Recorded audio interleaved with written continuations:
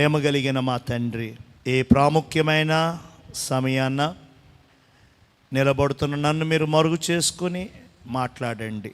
నీ సంకల్పాన్ని, నీ ఉద్దేశాన్ని బిడ్డలకు బయలుపరచండి. దైవమే మాతో మాట్లాడాలి, మమ్మను దర్శించాలి, మమ్మను దర్శించాలి. కృపతో నింపుమని ఈ సమయాన్ని మీ చేతులకు అప్పగిస్తూ యేసయ్య పరిశుద్ధ పుణ్యనామమున ఈ ప్రార్థన ఆరాధనని మీ బంగారు పాదాలకు సమర్పించుకొనుచున్నాము తండ్రి, ఆమేన్. దేవుని అతి పరిశుద్ధ పుణ్యనామమునకే మహిమ కలుగునుగాక. అందరికీ వందనాలు. యేసయ్య మిమ్మల్ని, మీ కుటుంబాన్ని నిండారుగా దీవించి ఆశీర్వదించి వర్ధల చేయునుగాక. వాక్యంలోకి వెళ్ళిపోదాం. మత్తయి సువార్త 3వ అధ్యాయము 17వ వచనాన్ని చదువుకుందాం. ఇదిగో ఈయనే నా ప్రియ కుమారుడు, ఈయన యందు నేను ఆనందించుచున్నాను అని ఒక శబ్దము ఆకాశము నుండి. మనం చదువుకున్న ఈ వాక్యములో ఒక అద్భుతమైనటువంటి మాట.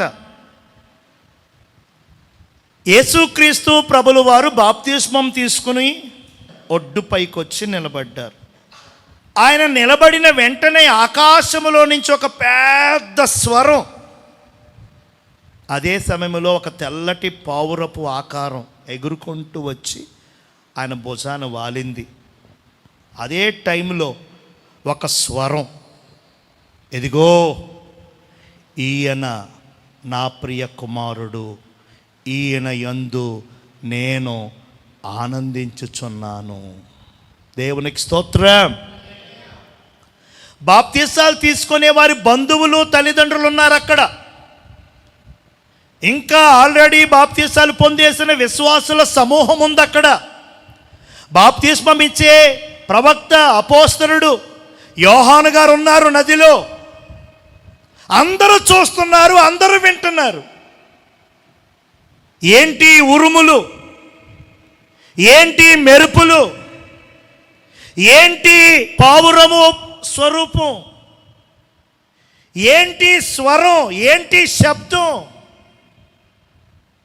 అని అందరూ కూడా ఆలోచిస్తూ ఉన్నారు. ఎందుకంటే ఎంతోమంది బాప్తిసం తీసుకున్నారు, కానీ ఎవరు తీసుకున్నప్పుడు కూడా ఇలాంటి స్వరం రాలేదు. యేసయ్య బాప్తిసం తీసుకుని గట్టు మీదకి వచ్చి నిలబడినప్పుడే ఇది జరిగింది.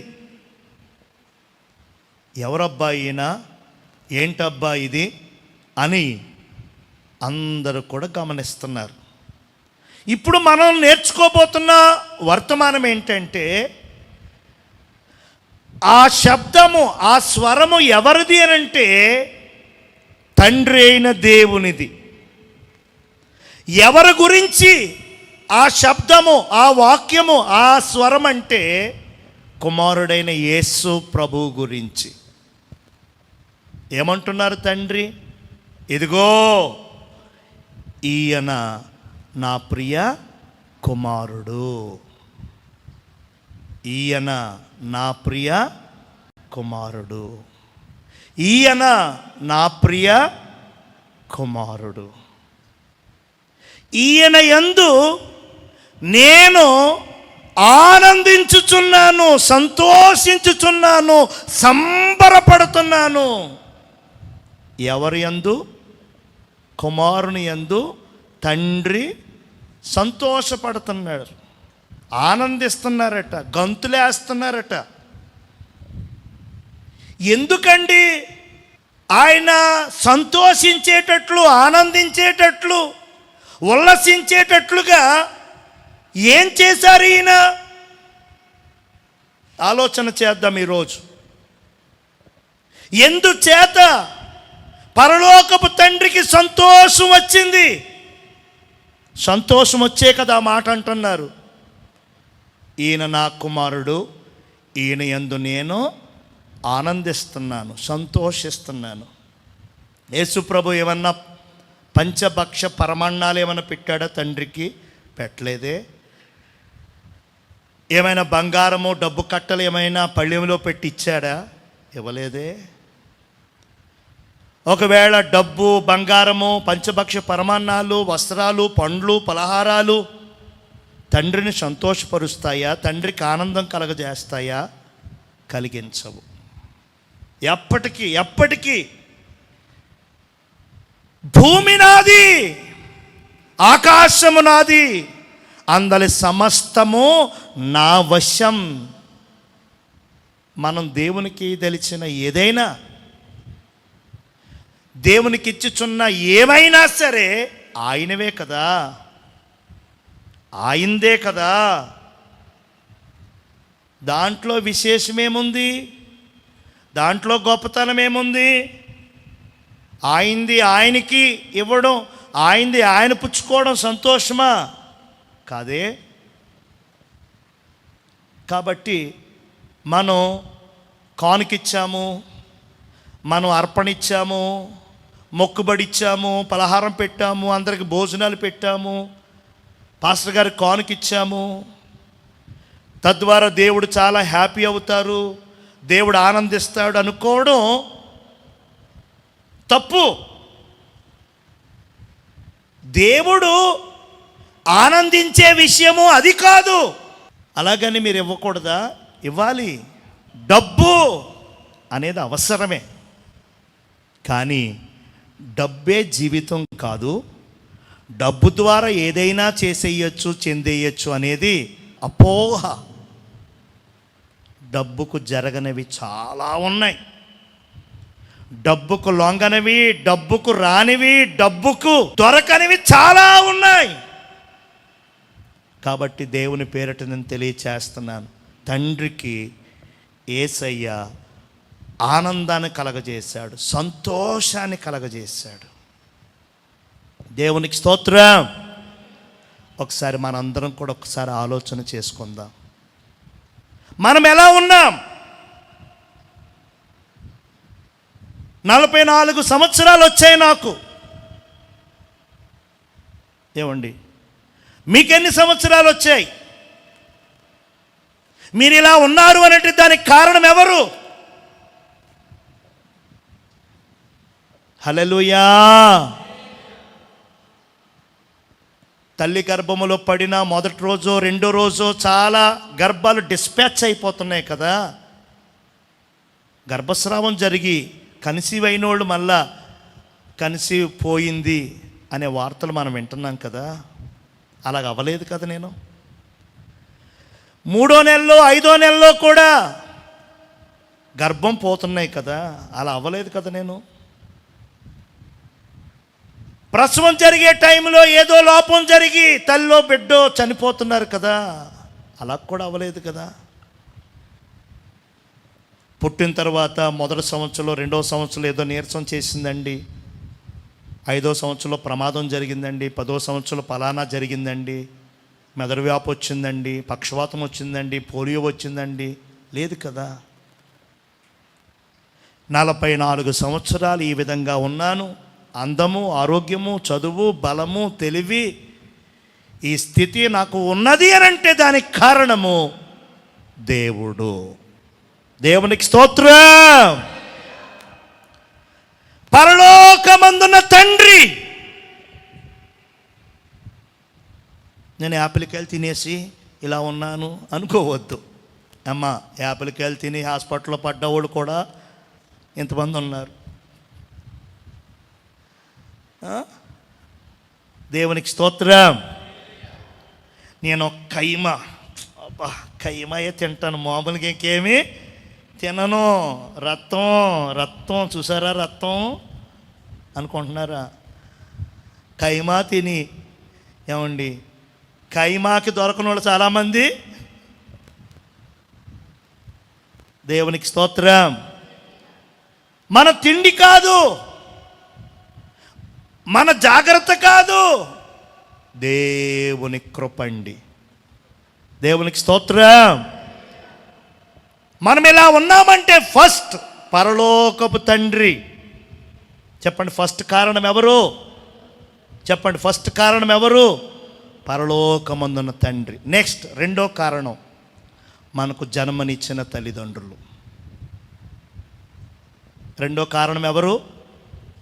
మనల్ని పుట్టించి మనల్ని పెంచి వారి కడుపును మార్చి మన కడుపు నింపి అహర్నిశలు పగలు రాత్రులు మన కోసం ప్రయాసపడి ఈ స్థితిలో ఉన్నాము అని అంటే దానికి కారణము అమ్మా నాన్నలే. వారు ప్రాణంతో ఉన్నంత వరకు వారిని జాగ్రత్తగా చూసుకోవాల్సిన బాధ్యత నీది. వయసు పెరిగి కొన్ని బలహీనతల మీదకు వచ్చి కళ్ళు కనపడక చెవులు వినపడక అన్నం అరక్క లేకపోతే ఎక్కువ అరిగిపోయి ఏవో చిన్న చితక బలహీనతలు వస్తాయి. చూసి చూడనట్లుగా నిన్ను కన్నవారు, పెంచినవారు, నీకు ఈ జీవితాన్ని ప్రసాదించిన వారు వారిని ఏమాత్రం నిష్ఠూర పెట్టకూడదు, బాధపరచకూడదు. నాకు పెళ్ళయింది, పిల్లలు ఉన్నారు, నేను కింగ్ని. ఏంటి కింగు? ఎవరికి కింగు? అమ్మా నాన్నలు చూడకుండా కింగు అంటే అది కింగు కాదు. దేవునికి స్తోత్రం. నోటుకొచ్చినట్లుగా తల్లిదండ్రులను, వివాహమైన తర్వాత తల్లిదండ్రుల స్థానంలో అత్తమామల్ని లెక్క చేయకుండా దుర్భాషలాడుతూ పక్షపాతం చూపిస్తూ ఇలా చేస్తే దేవుడు సంతోషించడండి. దేవునికి స్తోత్రం. మనకే ఈ రూలు. దేవుణ్ణి కలిగి ఉన్నాం కనుక ఈ బాండింగ్ ఉంది మనకి. దేవుణ్ణి కలిగి లేమనుకోండి, మనకు మారు మనసు, రక్షణ, మందిర అనుభవం లేవనుకోండి, అది వేరే విషయం. మీరు ఈ బాండింగ్లోకి వచ్చారు. ఈ ఉపదేశ క్రమం ఇది. దేవుడు చేయమని ఆజ్ఞాపించిన క్రమం ఇది. నీవు దీర్ఘాయుష్మంతుడవునట్లు నీ తల్లిని, నీ తండ్రిని, తండ్రి అయిన దేవుడిచ్చిన 10 ఆజ్ఞల్లో ఒక ఆజ్ఞ ఇది. దేవునికి స్తోత్రం. తండ్రి అయిన దేవుడు మనకిచ్చిన ఆజ్ఞల్లో ఒక ఆజ్ఞ, 3వ ఆజ్ఞ ఇది. చూసారా? తండ్రినే అనలా తల్లిని, తల్లిని ఒక్కదాన్ని అనలా తండ్రిని. నువ్వు ఇలా ఉన్నావంటే అమ్మా నాన్నే కారణం. మొదట పరలోకపు తండ్రి, తర్వాత భూమి మీద నిన్ను కన్న తల్లిదండ్రులు, 3వది నువ్వు ఎలా ఉన్నావు అని అంటే నీ ఆత్మీయ నాయకులు, నీ ఆత్మీయ తల్లిదండ్రులు, నీ దైవదాసులు, నీ దైవజనులు. చాలామందికి దైవజనుల విలువ, దైవజనుల వాల్యూ, దేవుని సేవకులంటే కొంతమందికి లెక్క జమ ఉండట్లా. మేము ఇచ్చింది పుచ్చుకునేవాళ్ళు అని అనుకుంటున్నారు. చాలా విచారకరం. దైవజనుడు అంటే దేవునికి నీకు మధ్యవర్తి. హల్లెలూయా. దైవజనునికి, దైవ సేవకునికి ఎడంగా ఉండొద్దు. దైవ సేవకునితో ఒక మంచి సహవాసం కలిగి ఉండు. అడుగు దైవజనుణ్ణి, నీకేదైనా అన్యాయం చేశాడా, నీదేమైనా ఎత్తుకొచ్చేసాడా, లేదా నీ మీద ఏదైనా కాని మాట ఎవరికైనా చెప్పాడా? ఎందుకు కోపం? అది చాలా అనర్థమండి. మీ ఆత్మలను గురించి లెక్కప్ప చెప్పవలసిన బాధ్యత, భారము, ఆ హక్కు దేవుడు సేవకుని మీద పెట్టాడు. మోషే చేతులెత్తితే ఇశ్రాయేలీలకు విజయం వచ్చింది. చేతులు లాగేస్తున్నాయి, బాబో నేను ఎంతసేపు ఎత్తాలి నాయనా, కాసేపు దించుతామనుకుని మోషే దించితే ఇశ్రాయేలు ఏమైపోయారు? చనిపోతా, రక్తం ప్రవహిస్తా, ఓడిపోతూ ఉంటే బాబో ఇశ్రాయేలు ఓడిపోతున్నారండి. మళ్ళా బాబో అని మళ్ళా చేతులు. దేవునికి స్తోత్రం.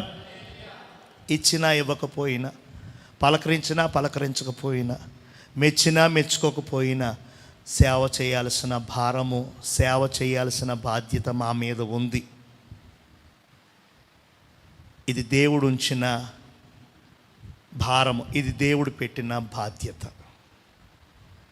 యేసయ్య రానంత వరకు ప్రాణాలతో ఈ సేవకులు ఉన్నంత వరకు పక్షపాతం లేకుండా నమ్మకంగా యథార్థంగా కష్టించి సేవే పరమావధిగా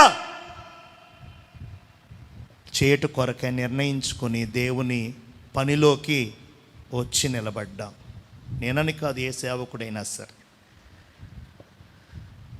అయితే కొందరు సేవకులు అబద్ధ సేవకులు, దుర్బోధకులు, ఏమండి వంచుకునే సేవకులు, ఫలాలు లేని సేవకులు, తలాంతులు లేని సేవకులు, ఏమండి కంచె లేని సేవకులు, భారము బాధ్యత లేని సేవకులు ఉంటారు. అలాంటి సేవకులు, అలాంటి పరిచర్యలు, అలాంటి సంఘాలకు మాత్రం దూరంగా ఉండాలి, దూరంగా ఉండాలి. దేవునికి స్తోత్రం. మనం ఇలా ఉన్నామంటే ముగ్గురు కారణం: పరలోకమందున్న తండ్రి, రెండవది జన్మనిచ్చిన తల్లిదండ్రులు, మూడవది ఆత్మీయ నాయకులు, ఆత్మీయ తల్లిదండ్రులు. నువ్వు ఇక్కడ రక్షణ పొందలేదు, కానీ ఇక్కడ నీవు సేద తీర్చబడుతున్నావు, పోషించబడుతున్నావు అంటే నీ ఆత్మలకు నాయకులు, నీ దొడ్డే ఇది, కంచె కలిగిన తోట ఇది, దేవుడు నిర్ణయించుకున్న పాళెం ఇది. దేవుడు ఇక్కడ నిన్ను నాటాడు. నువ్వు ఎక్కడ బాప్తీసం తీసుకున్నావో, ఎక్కడ ఎదిగావో, తొలగిపోయావు, తప్పిపోయావు, జారిపోయావు. మరలా ఏ పని మీద వచ్చావో, ఉద్యోగం మీద వచ్చావో, ఏ వ్యవసాయం మీద వచ్చావో, ఏ చెరువు కోసం వచ్చావో, మొత్తానికి సేవ గురించి తెలిసింది, సేవకుల గురించి విన్నావు, ఎవరో చెప్పగా వచ్చావు, ఒకసారి నచ్చింది, ఇక్కడ మమేకమైపోయావు. దేవుడు నీ వెనకాల ఉండి నడిపించాడు తెలుసా? నీవు ఉండవలసిన స్థలం ఇది. దేవునికి స్తోత్రం. ఇక్కడో గంతు, అక్కడో గంతు, అక్కడో గంతు, ఎక్కడో గంతు ఎద్దు. నీకంటూ ఒక పుట్టిల్లు, నీకంటూ ఒక సొంత ఇల్లు, నీకంటూ ఒక సొంత దొడ్డి, నీకంటూ ఒక సొంత పాళెం, సొంత గృహం ఉంటుంది కదా. అదేవిధంగా మనకంటూ ఒక ఆత్మీయ నాయకుడు, మనకంటూ ఒక ఆత్మీయ తండ్రి, మన కొరకు నిత్యము చేతులెత్తి ప్రార్థన చేసే ఒక దైవజనుడు కావాలండి. నువ్వు ఎవరి గొర్రెవి?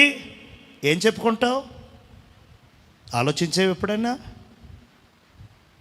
నీ కాపరితో సమాధానం లేదు. ఏమండి ఐస్ అమ్ముకొని అతనికి ఇచ్చే విలువ కూడా నీ కాపరికి ఇవ్వవు. 5 రూపాయలు ఐస్ అమ్ముకుంటాడు కదా, బాగున్నారండి, రావట్లేదు ఏంటండి, మా ఇదికి రావట్లేదు ఏంటండి. ఎవరికి? 5 రూపాయలు ఐస్ అమ్మి అతనికి. పాస్టర్ గారు కనబడితే మాత్రం దేవునికి స్తోత్రం, ఐస్ అమ్మి అతనికి గౌరవం. ఒకసారి ఆటో ఎక్కితే 50 రూపాయలు కిరాయి ఇచ్చాడు ఒక ఆవిడ ఫోన్ నెంబర్ తీసుకుని ఆయన అప్పుడప్పుడు పలకరిస్తున్నాడు. ఆంటీ రావట్లేదేంటి ఆంటీ, ఎక్కట్లేదేంటి ఆంటీ అంటున్నాడు ఒక ఆయన. పాస్టర్ గారు వస్తే రాని ఫోన్ కూడా ఇలా గిట్టేస్తాడు. ఫోన్ రాదు, ఫోన్ ఎట్టేశారు అంటే ఇలా మాట్లాడుతుంటే పక్క నుంచి వెళ్ళిపోతారు, గొడవ లేదు, ఏమీ లేదు.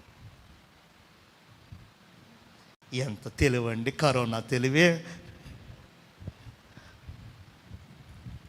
దేవునికి మహిమ కలుగునుగాక. ఏ గొర్రెవి, ఎవరి గొర్రెవి, ఏ పాళానికి చెందిన దానివి, ఏ పాళానికి చెందిన వాడివి, అంటుకట్టబడవా? ఇంకా అలాగే లైట్ లైట్గానే ఏ కష్టం వచ్చింది? నిన్ను చూసి మరికొంతమంది చెడిపోతున్నారు. బలపరచాల్సిన నీవు అనేకులను బలహీనపరుస్తున్నావు. నిన్ను చూసి ఆ చెడ్డ మాదిరి అనేకులు తీసుకుంటున్నారు. హల్లెలూయా. ఒక సంఘం, ఒక క్రమం, ఒక పద్ధతి. ఏదైనా పొరపాటు, తప్పిదం, అభ్యంతరం రాకుండా ఏ కుటుంబం, ఏ సంసారం, ఏ సంఘం, ఏ సహవాసం ఉండదండి. మనిషి అన్నాక ఏవో చిన్న పొరపాట్లు, పెద్ద పొరపాట్లు ఉంటాయి. వాటిని మీరు సాల్వ్ చేసుకోవాలి, మాట్లాడుకోవాలి. రహస్యంగా పిలుచుకొని మీ ఇంటికో లేక సేవకుల ఇంటికో వచ్చి ఇలా జరిగిందండి, ఏంటండి అయ్యగారు, ఏంటండి పాస్టర్ గారు, ఏంటండి తమ్ముడా, ఏంటండి అక్క, ఏంటండి అన్న, సాల్వ్ చేసేసుకోవాలి. అపవాది ఎక్కువగా క్రియ చేయకుండా మనం అడ్డుకట్టేసేయాలి. మనం ఎలా ఉన్నాము అని అంటే, పరలోకపు తండ్రి మొదటి కారణమైతే, జన్మనిచ్చిన తండ్రి రెండవ కారణమైతే, మన ఆత్మీయ తల్లిదండ్రులు, ఆత్మీయ నాయకులు మూడవ కారణం. విస్మరించొద్దు దయచేసి. దేవునికి స్తోత్రం. నేను అంటాను, నేను కాదు, బైబిల్ కూడా అంటది, జన్మనిచ్చిన తల్లిదండ్రుల కంటే గొప్పండి ఆత్మీయ తల్లిదండ్రులు. జన్మనిచ్చిన తల్లిదండ్రులు ఎంతకాలం అండి? 70 ఏళ్ళు లేక 80 ఏళ్ళు. ఈ ఆత్మీయ తల్లిదండ్రులు, ఆత్మీయ నాయకులతో ఉన్నటువంటి ఈ బాండింగ్ ఈ భూమి మీదే కాదు, పరలోకానికి వెళ్ళాక కూడా ఇదే బంధం, ఇదే సంబంధం. హల్లెలూయా. అపవాది అలా చేస్తున్నాడు. సేవకులను బాధపరిచి, సేవకులను దుఃఖపెట్టి, సేవకులకు పలానా వారి మీద కాస్త ఎడమ వచ్చేలా చేసి, ఇటు సేవకులను తప్పుదో పట్టిద్దామని. హల్లెలూయా. దేవుని వాక్యం తెలియచేస్తుంది, యేసయ్య బాప్తిస్మం తీసుకుని ఒడ్డుపైకి నిలబడ్డాక దేవుడు అంటున్నాడు, ఈయన నా కుమారుడు, ఈయన యందు నేను ఆనందిస్తున్నాను. యేసు ప్రభువు తండ్రి అయిన దేవుణ్ణి ఆనందింపచేస్తున్నాడు, సంతోషింపచేస్తున్నాడు. అట్లే దేవుని పిల్లలమైన మనం కూడా ఇటువంటి సాక్ష్యాన్ని తండ్రి అయిన దేవుని చేత పొందాలి. ఈ సాక్ష్యాన్ని మనం కూడా సంపాదించుకోవాలి. ఏమని? ప్రశాంత్ నా కుమారుడు, ప్రశాంత్ను బట్టి నేను ఆనందిస్తున్నానని పరిశుద్ధాత్మ దేవుడు చెప్పాలి. దేవునికి స్తోత్రం. నా ఇంటోడు కాదు చెప్పడం, నా ఫాలోవర్స్ కాదు, నన్ను అభిమానించేవాడు కాదు చెప్పడం, తండ్రి అయిన దేవుడు చెప్పాలి. దేవునికి స్తోత్రం. అలా ఎప్పుడు చెప్తారు? అలా చెప్పాలంటే నేను ఏం చెయ్యాలి? అలా దేవునికి సంతోషం, ఆనందం కలిగించాలంటే నాలో ఏముండాలి? ఎన్నో కాదు, ఒక 3 మాటలు తీయండి. మొట్టమొదటిగా 147:11. తన యందు భయభక్తులు కలవారి యందు తన కృప కొరకు, వినండి, భయము, భక్తి, కృప కొరకు కనిపెట్టుకొనుట. అంటే దైవ భయము రోజు రోజుకి తగ్గిపోతుందండి. దైవ భక్తి కూడా సన్నగిల్లిపోతుంది. దేవుని పనుల మీద, పరిచర్య మీద, సహవాసం మీద ఆసక్తి తగ్గిపోతుంది. పెరగాల్సింది తరిగిపోతుందండి విడ్డూరంగా. భక్తిలో పెరగాలి మనం, దేవునికి భయపడుటలో ఇంకా పెరగాలి మనం. పెరగాల్సింది పోయి తరుగుతుంది. కృప కొరకు కనిపెట్టుకొనుట. కృప కొరకు కనిపెట్టుకొనుట అంటే ఏంటో తెలుసునా? ఉదయకాలమే సన్నిధి వైపు చేతులు ఎత్తటం అంటే ప్రార్థించటం.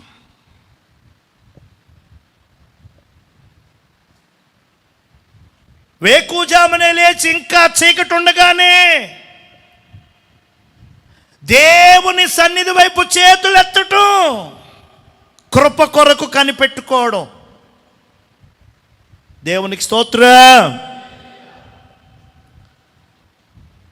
దేవునికి సంతోషము, దేవునికి ఆనందం ఎప్పుడంటే ఎవరు దేవునికి భయపడతారో, ఎవరు దేవునికి భక్తి చేస్తారో, ఎవరు దేవుని కృప కొరకు చేతులెత్తుతారో, కనిపెడతారో వారంటే దేవునికి, చదువమ్మా మాట, చివరి మాట, యెహోవా.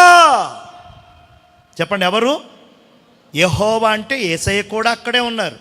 పరిశుద్ధాత్ముడు యెహోవా అంటే కేవలం తండ్రి అయిన దేవుడే ఆనందిస్తారేమో, కుమారుడు ఆనందించరేమో, పరిశుద్ధాత్ముడు ఆనందించరేమో అనుకునేరు. గీని తప్పు. యెహోవా అంటే యెహోవాలని యేసుక్రీస్తు, యేసుక్రీస్తు అంటే యేసుక్రీస్తులోనే యెహోవా పరిశుద్ధాత్ముడు. ఆయనకి ఆనందం కలగజేస్తుంది, ఆయనకి సంతోషం కలగజేస్తుంది. ఏంటది? నీవు కలిగి ఉన్నటువంటి భయం, నీవు కలిగి ఉన్నటువంటి భక్తి, నీవు కృప కొరకు కనిపెట్టుకోవడం ఉన్నాయా?